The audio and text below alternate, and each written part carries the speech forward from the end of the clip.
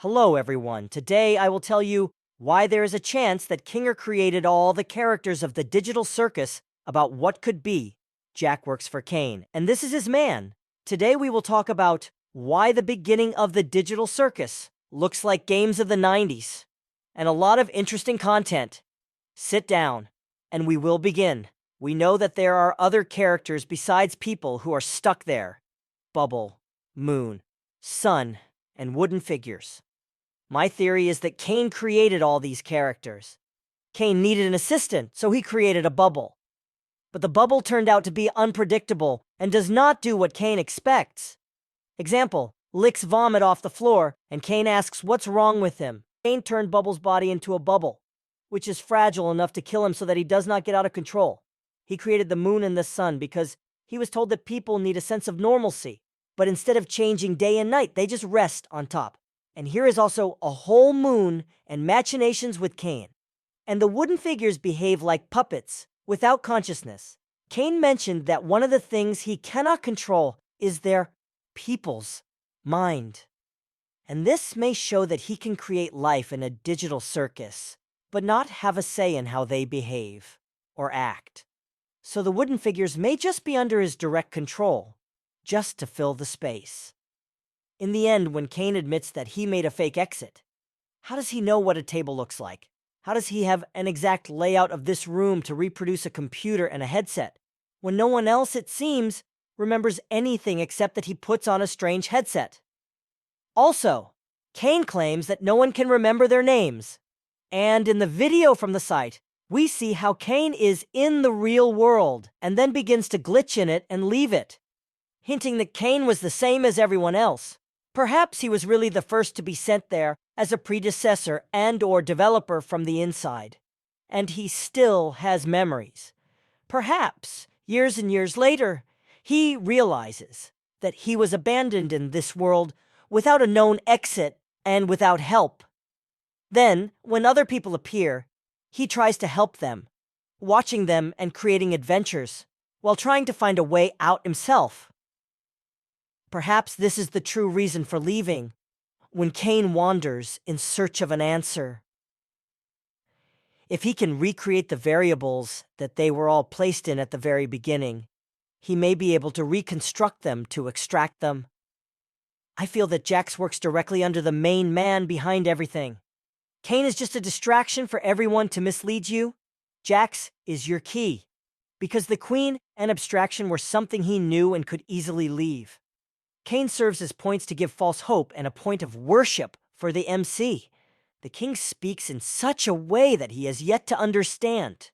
And everyone who does this goes crazy. Right in the first seconds of the pilot series, we get an idea of where this series is going and what it will ultimately lead to. The camera, when it turns up, shows us a world that looks like old N64-style graphics, with very rudimentary shapes and textures. As the title, Amazing Digital Circus, appears, pay attention to the shape of the title and the rough edges. As the camera gets closer, we see a smooth transition from the clumsy polygonal forms of an old video game to something new and cleaner. More smooth, more realistic. The Amazing Digital Circus, 0.09 secs. Now pay attention to how in the previous image, the shapes of the trees, the tent, and even the title are jagged, pixelated, like in a game. Now the image has become smoother, rounded edges and a blended background. I believe that this transition signals to the viewer one thing, that we have entered the world of the Amazing Digital Circus. This means that the graphics used to be pixelated and uneven because that's how we saw it, say, on a computer screen. But now we have entered the world. We see all these assets as if we were really in this world. Remember the transition here. Slow zoom in, and then everything comes into focus. Because we have come into this world now. We see the same way they do. We got sucked in. As soon as we enter the tent, we are immediately introduced to Kane, a floating body whose head is a set of teeth, with eyes bouncing inside. The Amazing Digital Circus. Amazing Digital Circus, which should not seem strange, as this is the name of the show, but think about it for a moment. He, as a character in this world, knows the name of the world he is in. Whether he knows it's a game or some digital world is unclear, but he, at least, clearly realizes that he is an entity within some named program. Then we meet Bubble, a small transparent ball with large teeth and black bead eyes.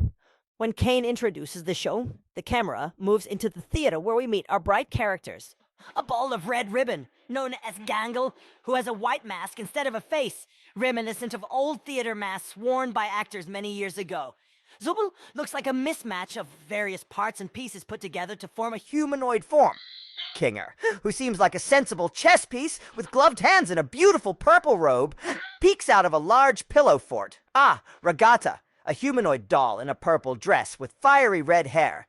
Jax, undoubtedly one of the most interesting characters in the series, for reasons I will tell you later. A purple bunny, very reminiscent of Max from the game Sam & Max. Finally, we get Kaufmo. He looks like a yellow clown in red boots, but where is he? All we see of him is just a cardboard cutout of him. And right after this scene, we see an editor's note that says, "Disclaimer, Clown Kaufmo did not appear today." Two things are interesting in this scene. Kaufmo is clearly absent, although later we learn that he was abstracted, about which I will tell more in detail later, and was sentenced to stay in his room. The editor put this note about Kaufmo. This must be someone who knows who Kaufmo is, so who is it? At first glance, many might think that it was just the editor of the show, Amazing Digital Circus. However, I have another idea. It could be Kane. He knows who Kaufmo is, knows the name of the show, which in turn makes us believe that he knows that this is a digital world. Maybe he can influence the outside world as well, like programming the world we see.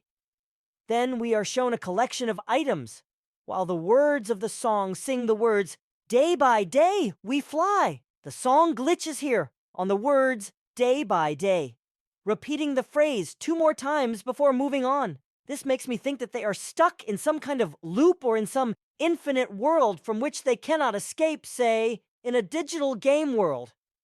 I've thought a lot about the items shown here, and whether they have any significance to any of the characters, and I honestly don't know. The eyes probably belong to Kane, because one of them is blue. And although we don't know the color of the other, we know that one of Kane's eyes is blue, the other is green. We also know that these eyes are of different sizes, with the blue one being larger, which corresponds to how Kane is depicted throughout the introduction. Another interesting point comes from this line in the song. The whole line reads as follows: "Day by day, we fly past the moon and the sun and don't know why." This line seems interesting to me, because until this point, we assume that Kane knew about the digital world, and all of this may be true. Perhaps he also does not know why they are stuck there by day. Maybe he got trapped for them too. In addition to my point of view, at the end of this line, the camera specifically zooms in on Kane and Bubble, which makes me think that the point of this line is directed at them.